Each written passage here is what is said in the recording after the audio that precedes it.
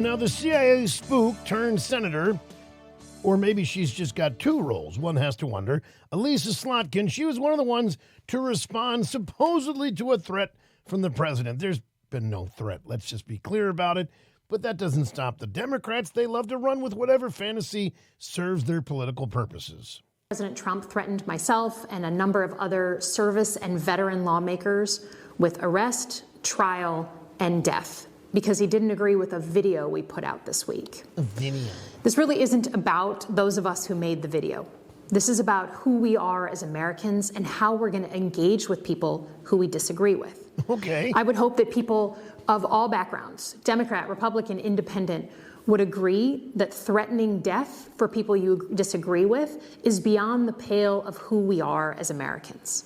Well, one would hope, but she says, how are we going to deal with each other? How are we going to have conversations as Americans? Well, your compatriot in the House, Representative Al Green, Democrat from Texas, this is how he thinks it should be done, and I suspect you agree.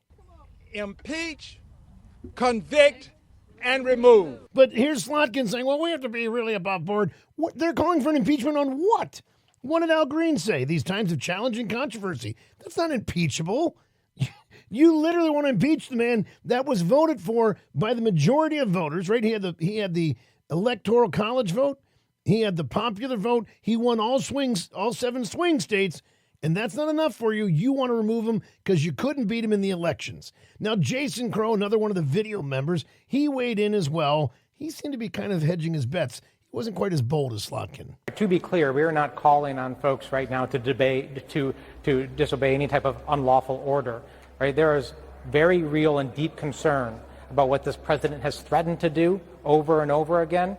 There are 3 more years left of this administration. If we are not talking about this and having a conversation about it and demystifying this conversation, we are not fulfilling our duty. We are reminding people that have taken the oath what that oath requires of them to do.